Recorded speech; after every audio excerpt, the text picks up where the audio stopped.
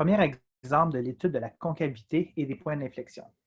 Donc, on nous demande d'utiliser un tableau de variation relatif à la dérivée seconde pour justement trouver les intervalles de concavité ainsi que les points d'inflexion de la fonction suivante, soit la fonction f de x égale 2x5 moins 5x4 plus 5. Donc, commençons par identifier le domaine. Donc, tout d'abord, il s'agit d'un polynôme. Alors, le domaine de la fonction f est l'ensemble des nombres réels. Calculons ensuite la dérivée première puis la dérivée seconde. Donc, dérivée première ici donne 2 fois 5x4, donc 10x4 moins 20x3. Et la dérivée seconde, 40x3 moins 60x2. On peut, comme on a appris à le faire avec l'étude de la croissance et de la décroissance, toujours mieux d'écrire la dérivée, ici ou ici la dérivée seconde, sous une forme factorisée. Ça va simplifier le traitement par la suite.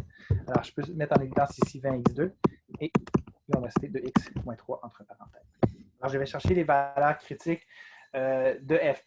Donc, en prenant, il y a deux catégories de valeurs critiques à f', soit f seconde égale 0 ou f seconde n'existe pas.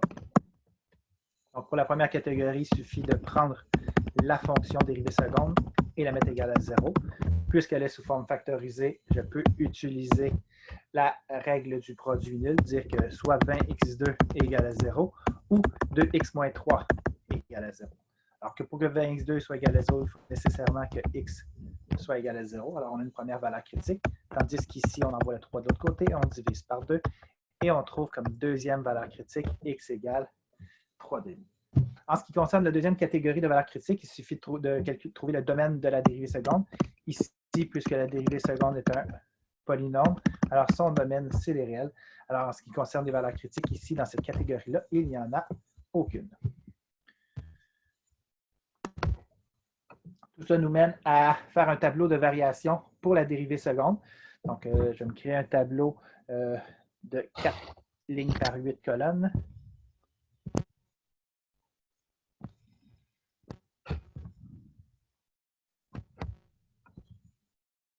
Comme ceci.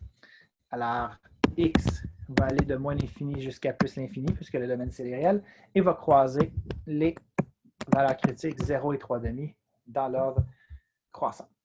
On va étudier la dérivée seconde. Et ensuite, son effet sur la concavité de la fonction. Et si on identifie des points d'inflexion dans tout ça, on va les mettre dans la ligne allure.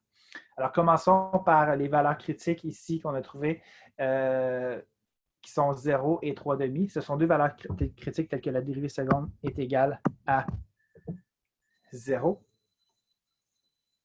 On peut ensuite étudier le signe.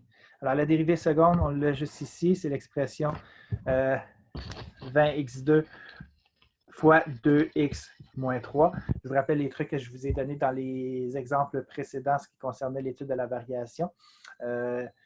Sous forme factorisée, lorsque vous étudiez le signe d'une dérivée, ou dans le cas présent d'une dérivée seconde, vous pouvez utiliser les lois des signes. Notez que si on analyse la fonction, ici l'expression 20x2 est toujours positive. Fait qu'on peut, quelle que soit la valeur qu'on va tester, on peut en faire abstraction. Donc, si on prend une valeur négative, donc dans cette colonne-ci, une valeur inférieure à 0, prenons moins 1, multiplions-le par 2, ça fait 2 fois moins 1, moins 2, moins 3, moins 5, ça en donne un résultat négatif. Si je prends une valeur entre 0 et 3,5, par exemple 1, 2 fois 1, 2, moins 3, moins 1, c'est encore négatif. Et si je prends une valeur supérieure à 3,5, par exemple 2, 2 fois 2, 4, moins 3, 1, positif.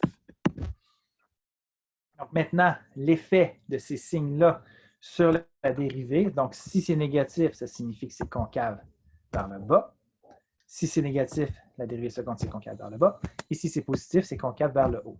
Alors, on a toujours le truc qui dit que si c'est positif, ben, on a un petit sourire. Et si c'est négatif, ben, ce n'est pas le cas. Donc, on a une petite baboune. Alors, on a deux endroits. Un seul endroit, une seule des valeurs critiques où il y a un changement au niveau du signe, c'est à 3,5. Alors, le point qui sera ici, ce sera un point d'inflexion. On va aller chercher les coordonnées de ces points-là. Donc d'abord, f de 0, si je remplace 0 dans la fonction initiale, je trouve 5. Alors c'est ce que je mets ici. Ici, j'avais calculé f de 3,5. Je devrais trouver moins 41 huitièmes.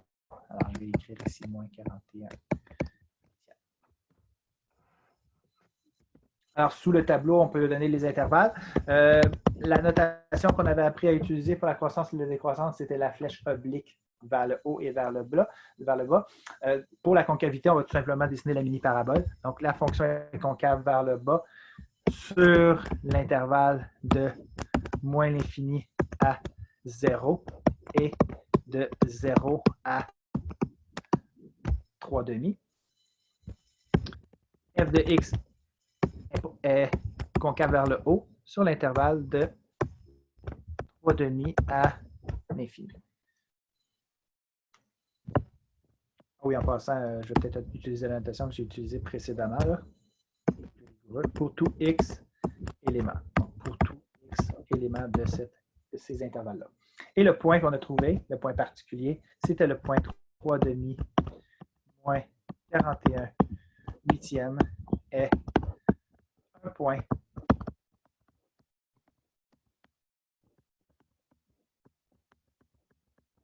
d'inflexion. Voilà.